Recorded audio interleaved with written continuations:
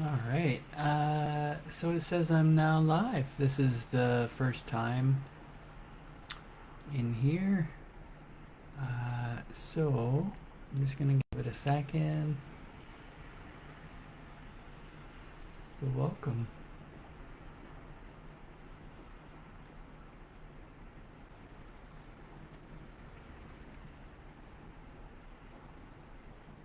So I'm calling this the Family Rap Book Club. And I'm going to do a live reading of the foreword and the introduction section. So Family Rap, a rap wellness recovery action plan for families, was written by Mary Ellen Copeland, PhD. She's also the author of Wellness Recovery Action Plan, Healing the Trauma of Abuse, and Rap Plus. These are published by Peach Press, and it was copyright 2013. I've put the ISBN in there, and it was printed in the USA. The current publishing rights are owned by the Advocates for Human Potential Incorporated, and as of January this month, RAP Inc. is a new nonprofit organization that is working on and developing and publishing all of the latest and greatest information. So please check them out. If you or anyone in your family is being physically, emotionally, or sexually abused or bullied, or if you are the abuser, please contact your local mental health services provider or agency of health and human services. Abuse is not acceptable and must not be tolerated. So I'm Angus Wright. I also go by Angus By Design, and I am an advanced level facilitator for RAP since 2022, and I'm currently certified to provide RAP seminars and programming and mentoring virtually and in person as an independent. I have not been, I'm not currently, nor do I have any current plan to be considered an employee of any nonprofit organization. I'm also a certified peer supporter or CPS in Canada. I'm a certified well-being mentor. I'm a qualified emotional CPR practitioner. I'm certified as a personal medicine coach. I'm also certified in mental health first aid. I'm a Reiki master practitioner, and I'm an artist registered in Canada. I am also identified as non-binary, and I use the X marker. I consider myself queer and questioning, and I'm also identified as a consumer, survivor, or ex-patient. So if you're interested in a Seminar 1 to develop your own personal rap, including mentoring, or if you're interested in participating in a Seminar 2 to become a co-facilitator, including mentoring, and or you wish to develop your skills in recovery, please contact me directly. If you wish to co-facilitate with me or to bring services to your community, and you can see me as a value as an independent or as an artist, please reach out and we'll collaborate on the next step. If you resonate with the book or you'd like to have a copy for yourself, please follow the wellnessrecoveryactionplan.com for ways to obtain your own copy. And then if you would like, for reflection and check-in, thinking back, what are some times in your life where you would have loved to have a family wellness recovery action plan? And I quote, "What is important is that this family is a group of people who want to be together in a relationship that supports growth, happiness, and wellness." So, what does that quote say to you or speak to you? If it resonates, please feel free to comment and share. So, welcome everyone. I'm going to take a drink. So I have this book. I love it. I have a whole bunch of books, and part of this is a practice that I have. And so I'm going to read the foreword and the introduction to this book, with a focus on families. Foreword. I wish our family had had a family wrap when I was 8 years old. I was the middle child. I had an older brother and sister and 2 younger brothers. My dad worked long hours for the railroad. My mother, a warm, sensitive, and highly educated woman, began spending all day, every day, rocking in her rocking chair and crying.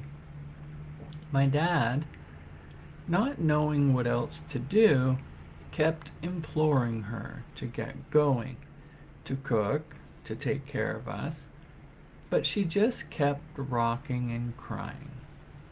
He took her to doctors who gave her horrid medications that are no longer even allowed. They gave her outpatient shock treatments back in the days when treatments were barbaric. Nothing worked. So finally, on the advice of the doctors, she was taken to the state mental hospital, where she spent the next 8 years of her life. We were told that she was incurably insane and that we should forget about her. But we didn't forget. And every Saturday morning for 8 years, we went to visit her. Sometimes she was sitting and crying. Other times, she was taking us everywhere she could and introducing us to everyone. It was so sad. Then, something astounding happened. Staff at the hospital started noticing that she wasn't having these alternating extremes of mood, that she was helping to take care of and encourage the other patients. Then she started getting the patients together in small groups and getting them to talk to each other. That was when they discharged her. She came back home to a family that had grown up without her. Her re-entry was rocky at best, but indomitable woman that she was, she made her way back into our lives, into the community, and into the world. But the effects of the great loss to our family of this dynamic woman for so many years will be felt for generations. Could this horrible situation have been averted? I believe it did not have to happen. First of all, I can't imagine how anyone could be expected to recover in that horrible place they called a hospital, where she was kept for so many years. They should be ashamed. But suppose we had had a family wrap before all this happened. We could have had a long list of wellness tools. Things like time for mom, away from the family. Help from extended family members. My mother going to visit family members and friends without the children. My mother having a part-time job, doing the work that she loved, going on a picnic, climbing the mountain behind our house, having meals together, working together on a craft project, time away from each other, special individual time with each of us, dates with Dad, working together in the garden, taking care of chores and responsibilities, visits with grandparents and aunts and uncles. So many things. It almost seemed that we were stuck in certain patterns, and things that might have been helpful were overlooked or forgotten. Suppose we were using our daily maintenance plan, so the family responsibilities were shared, and Mom got some well-deserved time off. Suppose she had had a counselor or a friend that she could talk and talk and talk to. Suppose someone took her shopping and bought her some new clothes, took her out to lunch, gave her a massage on a regular basis.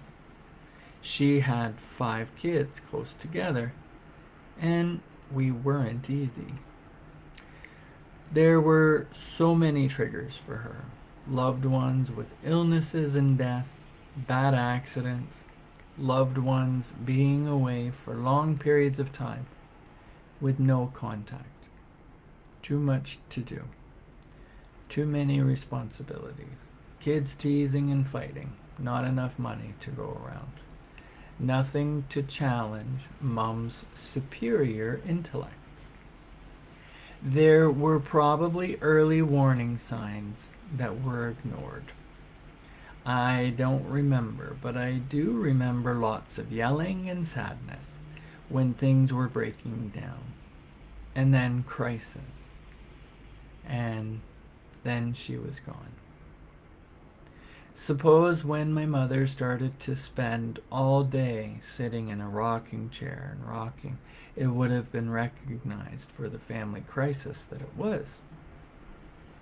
Someone could have taken over the care of the children. My mother's sisters could have come for a visit, or she could have gone to stay with them for a time.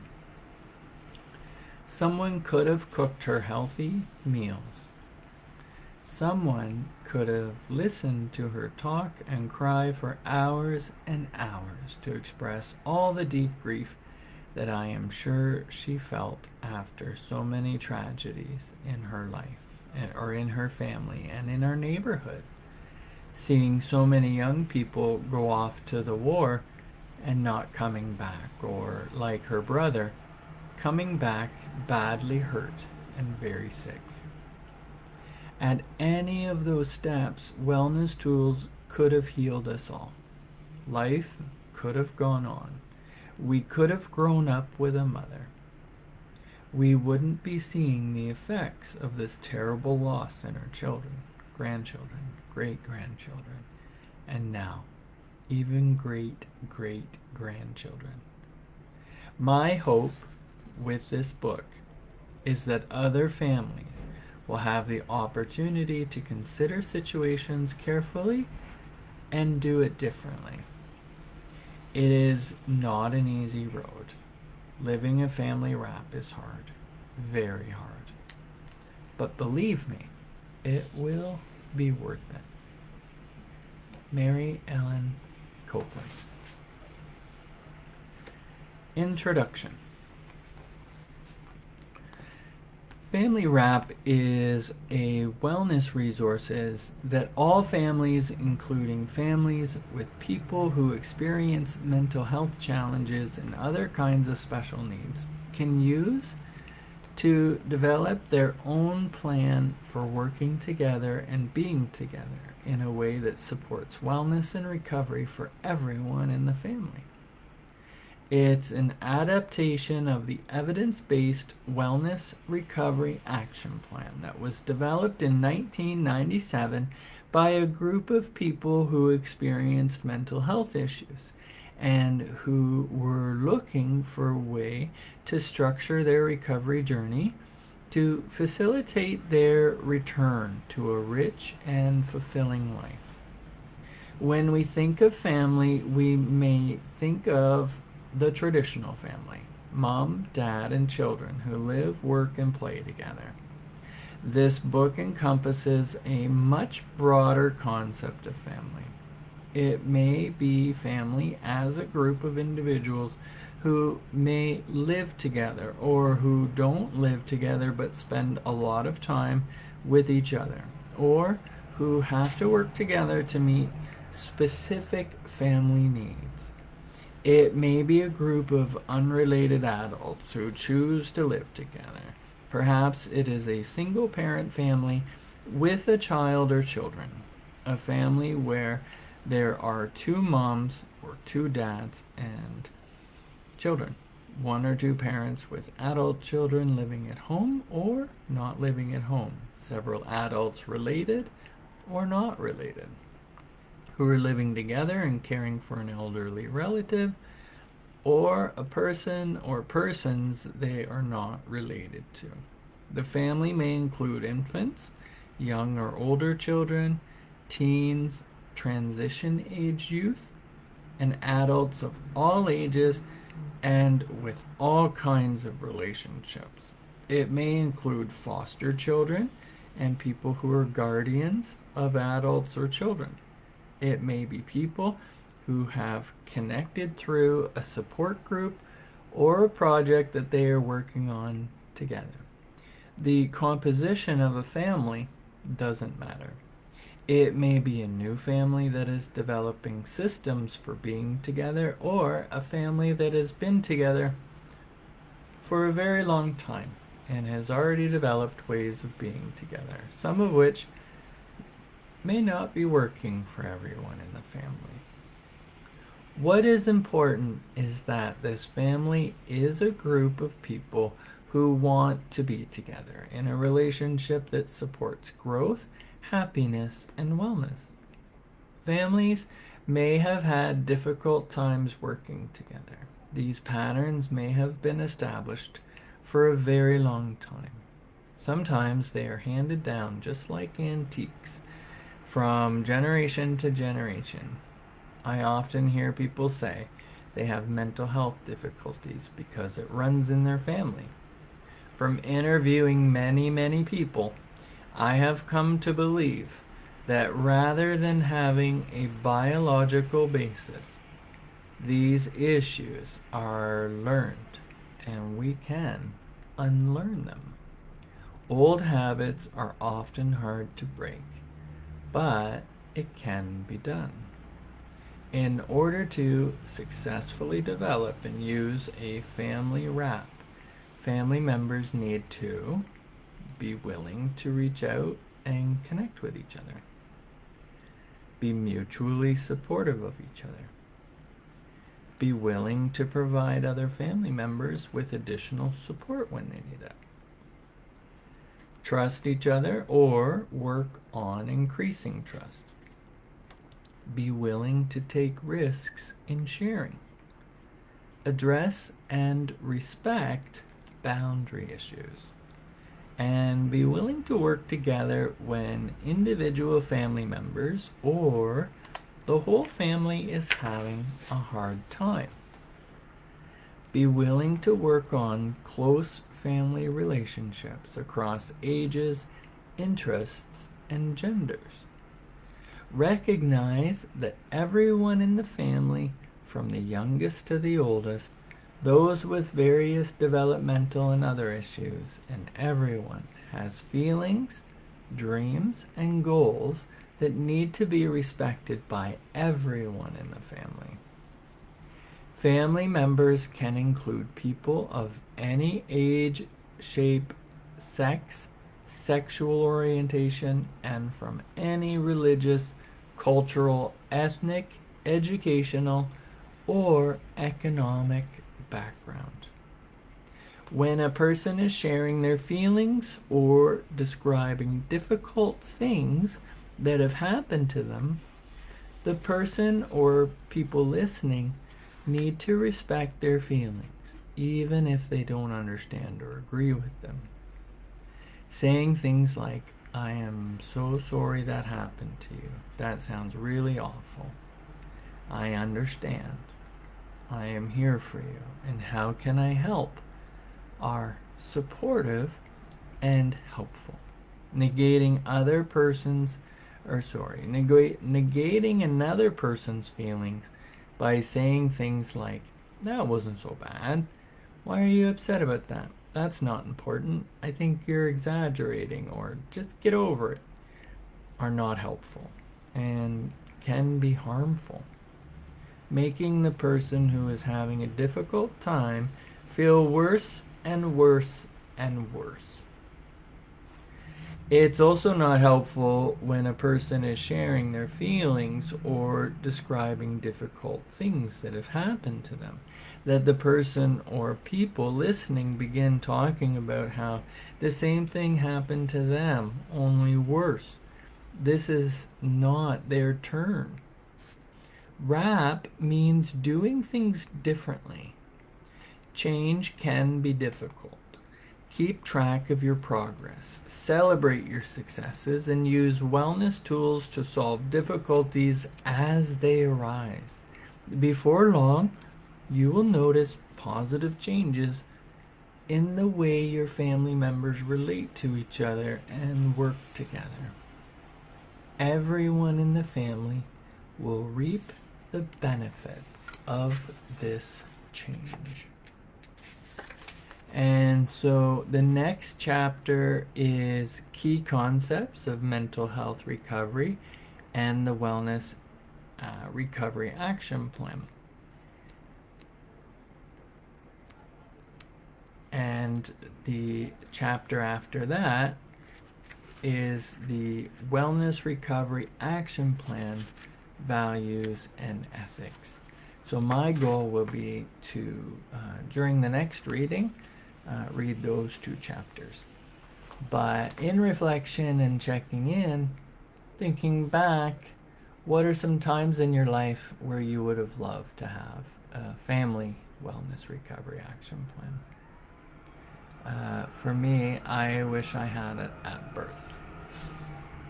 I just love the tools. I love the framework. I love the values and ethics. And I just love that it's something that isn't a specific program. It's just a way of being and gathering what our individual program is. So it's a great way to communicate. What is important is that family is a group of people who want to be together in a relationship that supports growth, happiness, and wellness. So if this resonates with you, how so? For me, I really love the concept of chosen family. And really that can be applied to the family that we're born into. It can also be a family of practice or a family of community care. And I actually really, really love having brothers and sisters and aunts and uncles and cousins and people from all generations in my life. I think it makes it much richer. So please feel free to like, comment, share, subscribe, do all the things you need to do. This is a space that I began using my Facebook account because I think it's really important to have a space that people don't feel they have to compete or compare. And just because I can't see it, it doesn't mean I can't be it. So really, for me, every day is about planting a seed and then seeing how I can cultivate it and watch it grow. This video has been about 24 minutes so far. By the time I wrap up, it'll be about 25 minutes. Just the act of re-listening to this, reflecting, and using this as an ongoing wellness tool increases accessibility. It also increases the chances that I'll be able to hear back from more and more people. So please do get in touch. And but remember, I'm Angus Wright. I also go by Angus By Design, and I am a person with lived experience. So have a great rest of your day.